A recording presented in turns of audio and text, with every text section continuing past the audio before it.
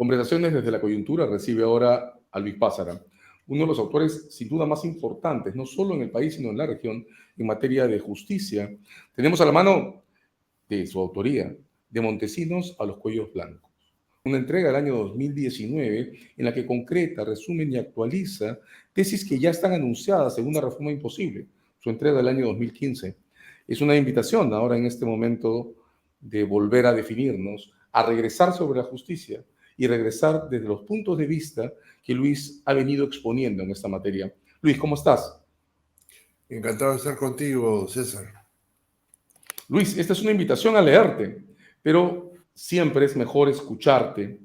Si tuvieras que resumir el estado actual de tu aproximación a la justicia, a la reforma de la justicia, ¿por cuáles de las pistas que tiene esta última entrega tuya, la del 19 me refiero, la presentarías? ¿Cómo sintetizarías tu posición sobre las posibilidades o debilidades de una reforma?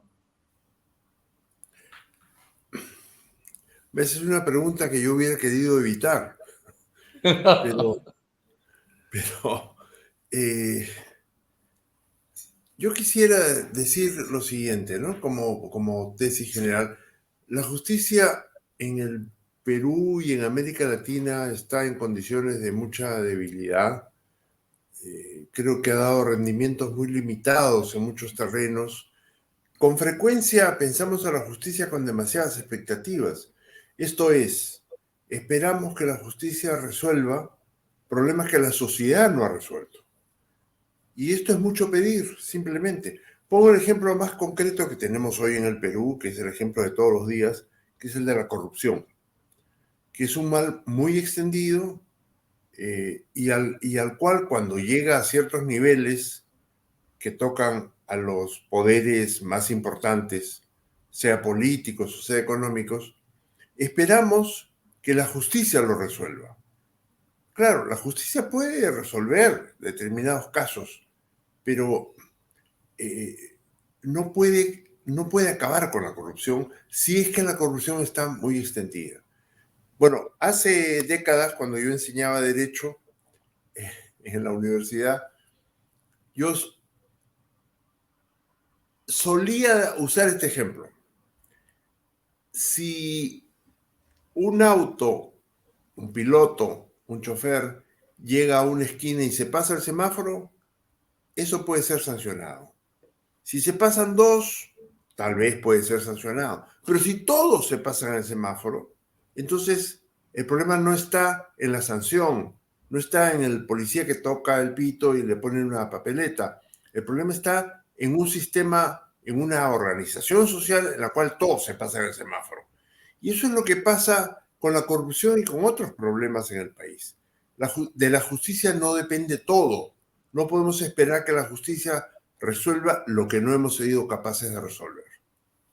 Dicho esto, creo que el principal hilo en el cual la justicia mirada, digamos, la justicia mirada en sí misma, ya no en relación con la sociedad, el principal hilo en el cual cojea la justicia es la formación de los abogados.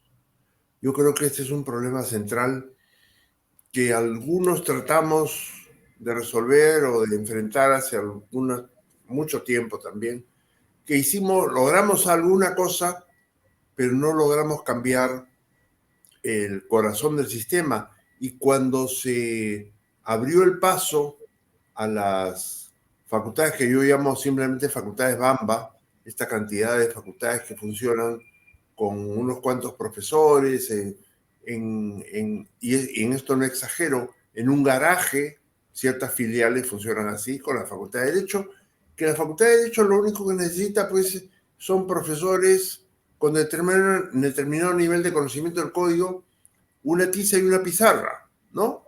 Bibliotecas ni siquiera, por ahora con Internet se supone que el alumno puede llegar a conocer los textos legales, cosa que ni siquiera hace tampoco.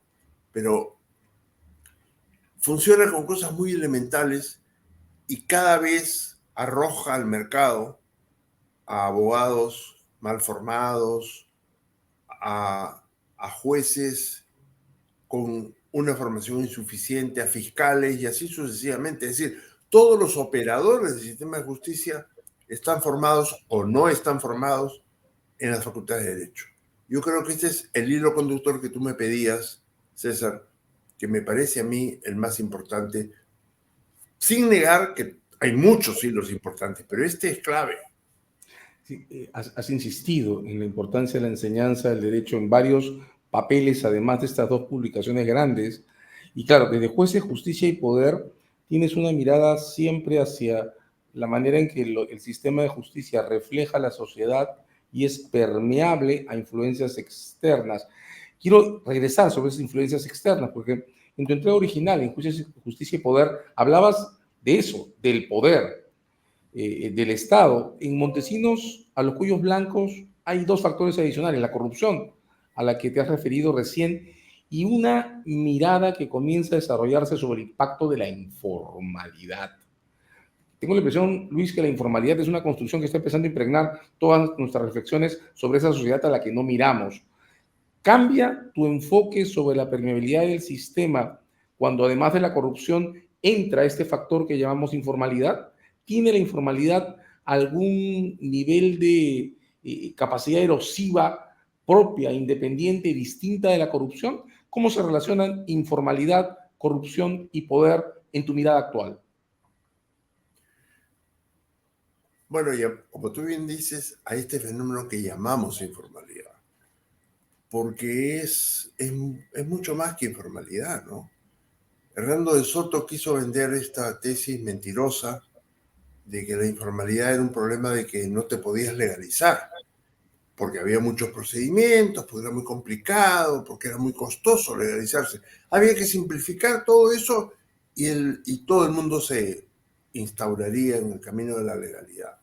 Esto no es cierto. O sea, la informalidad responde a una problemática más complicada y por eso es bueno decir la que llamamos informalidad. Porque claro, para comenzar se mueve en la ilegalidad, por supuesto, pero se mueve en una serie de prácticas sociales que van más allá de la corrupción. Es intercambio de favores, o la corrupción en sentido estricto, ¿no? El intercambio de favores, el establecimiento de redes informales, por supuesto, en las cuales los partidos políticos, mira, yo creo que son ya secundarios. Hay redes informales en las cuales, no solo informales, sino inestables, en las cuales hoy día yo conozco a este juez, pero mañana es más importante lo que haga con tal fiscal, que a lo mejor no está en la misma red que el juez, ¿no? Y así sucesivamente. Entonces, creo que el problema es, digamos, queda corto llamarlo informalidad. Es una especie de anomia, es decir, de falta de reglas, de una generada aceptación de la sociedad respecto a la falta de reglas. Y esto es muy impresionante cuando, en mi caso, ¿no? Yo tengo muchos años viviendo fuera del Perú. Cuando comparas con otras sociedades te das cuenta que no es usual ni es normal aceptar el vivir con la falta de reglas. Y esto es un problema muy serio que en el Perú siempre existió. Desde que yo no quiero hacer lo que hacen todos los viejos, decir en mi tiempo no era así. No, no es cierto. En mi tiempo ya era así, pero era de un nivel bastante más discreto, bastante más marginal. Hoy es lo que permea las relaciones sociales en el Perú. Todas las relaciones sociales en el Perú, todas. Entonces, cuando tú tienes esta situación, preguntarte qué haces con la reforma de la justicia, no diré que es ingenuo, pero es una pregunta muy limitada por circunstancias que la justicia no determina. En otras palabras, si tú cambias la ley orgánica del Poder Judicial, por decirlo, que seguramente podría ser mejorada en muchos aspectos, no lo dudo, pero si tú cambias esa ley o cambias un código de procedimientos o cambias tal cual otra cosa, vas a tener algún resultado, tal vez, aunque se han cambiado muchas leyes sin ningún resultado en el Perú de los últimos años. Pero quizás se obtenga algún resultado, pero no resuelves el problema. El problema está en relaciones sociales mucho más comprensivas, mucho más amplias, que capturan a la justicia, entre otras cosas, por supuesto. Claro, insistes en la relación expresiva de la justicia respecto a su entorno. Ahora, casi cerrando, de Montesinos a los Cuellos Blancos, haces un ejercicio sobre el que me gustaría detenerme. Dices que, además empata con lo que dijiste al principio de esta conversación, de varias maneras le pedimos demasiado al sistema de justicia y esbozas algunos lineamientos de lo que podría ser un plan más responsable, ¿no? Redefinir qué corresponde a la justicia del Estado. Dices en uno de estos subtítulos, esta mirada hacia la responsabilidad más que al resultado óptimo o fantasioso de sobrecargar nuestras expectativas sobre la justicia, ¿a qué nos puede llevar? ¿Cómo se construye? ¿Cómo podríamos empezar a internalizarla? Para serte franco, no lo sé. Mira, como tú has mencionado al comienzo, yo tengo algunos años trabajando en el tema de la justicia. Ahora no trabajo en el tema de la justicia, te lo digo, he dejado el tema. Pero no lo sé en parte porque he visto fracasar muchos intentos, no solo en el Perú, en parte porque en la medida en que he ido tratando de formular para mí mismo, en primer lugar, y luego a través de los textos que tú citas, he ido tratando de formular una explicación o un diagnóstico más abarcativo de los problemas que giran en torno a la justicia, me he ido convenciendo de la dificultad para enfrentarlos. Quizá es porque, como dijo Diego García Sayán hace poco en un debate, yo padezco un pesimismo estructural, dijo él, que todavía no sé lo que significa, pero digo, quizá es eso, pero soy muy escéptico en este terreno, incluso más que en otros. Entonces no sabría qué decirte, honestamente. Y ahora sí, digamos, ¿tienes alguna pauta en punto a que no todo lo que queremos que resuelva la justicia tiene que pasar por las manos de la justicia? ¿Te refieres a una serie de asuntos microsociales, tipo accidentes de tránsito, alguna controversia familiares con la que podríamos no sobrecargar el sistema? Pero te hago la pregunta y te invito a una segunda vuelta por una razón. No tengo la impresión, Luis, que en este instante de varias maneras hay colectivos enteros de la sociedad que se están refugiando en los tribunales. Estoy pensando en el caso de Ana Estrada, una mujer que pidió y obtuvo un reconocimiento judicial a su derecho a determinar en qué momento terminar o acabar con las dolencias de salud que tiene. Estoy pensando en una serie de personalidades vinculadas al movimiento de defensa de alternativas en la vida individual, ¿no?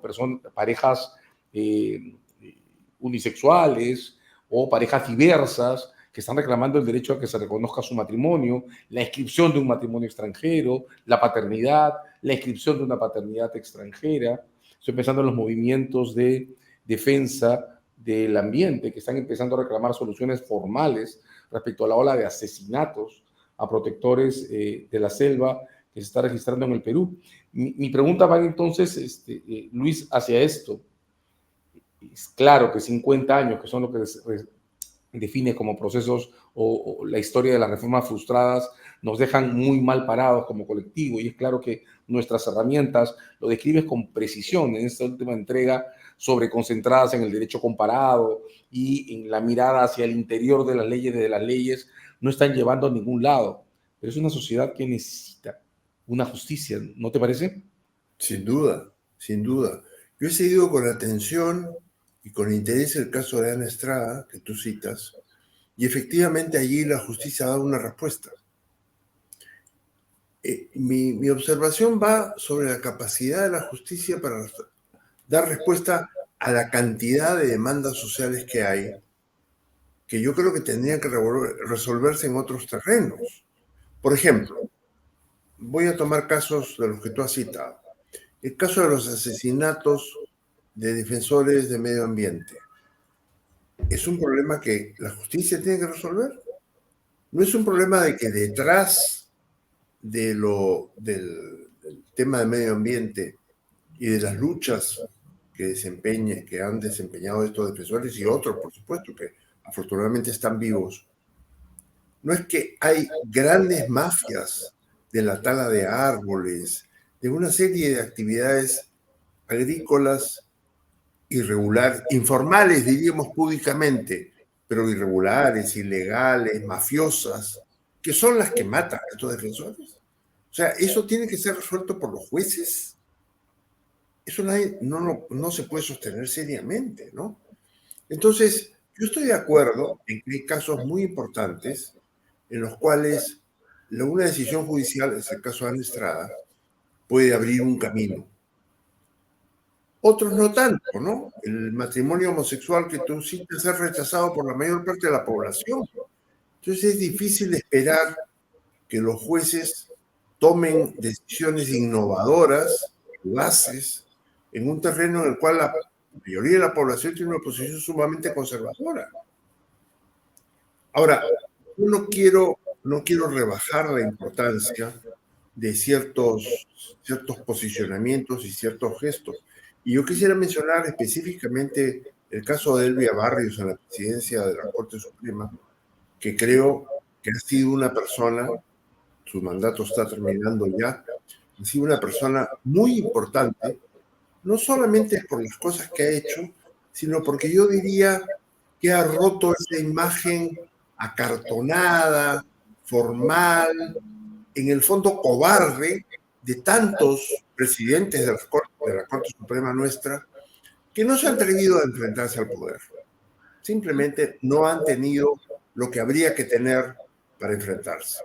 Y entonces, Elvia Barrios creo que lo ha hecho de una manera ejemplar que en este terreno, que sienta un precedente, es decir, que pone un perfil como posible perfil legítimo para ejercer la presidencia de la Corte Suprema. Entonces yo no quiero desconocer estos triunfos, estos logros, pero mira, son logros bien focalizados.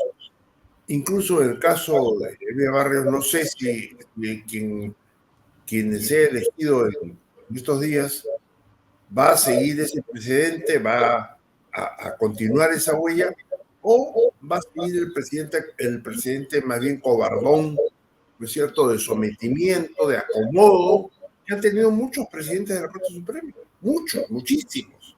Entonces, veremos, ¿no?